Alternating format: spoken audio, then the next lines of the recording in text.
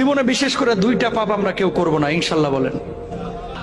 দুইটা পাপ জীবনে করবেন না, সবাইকে অঙ্গীকার করতে হবে আজকে। কয়টা শুনেন, আপনি এক ওয়াক্ত নামাজ পড়েন নাই, আল্লাহ চাইলে মাফ করে দিবে।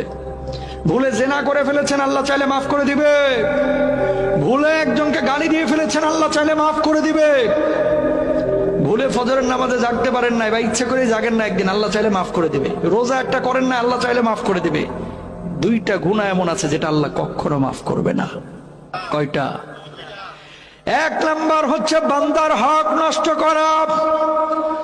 প্রিয় ভাইরা আমার, প্রিয় ভাইরা আমার, কলিজার টুকরারা আমার, খবরদার ভাইয়ের সম্পদ হয়ে ভাইয়ের সম্পদ নষ্ট করেন না, ভাই হয়ে ভাইয়ের সম্পদ নষ্ট করেন না, ভাই হয়ে বোনের সম্পদ মেরে দিয়েন না, আরেকজনের হক নষ্ট করে আরেকজনের জমি দখল করেন না। আল্লাহর কসম করে বলে কিয়ামতের ময়দানে আপনি মাপ পাবেন না। বিশ্বনবী বসে আছেন এইভাবে, আল্লাহর নবীর কাছে একজন সাহাবীর লাশ আনা হলো। নবীজিকে বলা হলো, নবীজি তার জানাজার নামাজটা পড়ায় দেন। আল্লাহর নবী বললেন, না না না, তার জানাজার নামাজ আমি পড়াবো না। সাহাবীরা বললেন, ওগো নবীজি, কেন তার জানাজার নামাজ আপনি পড়াবেন না?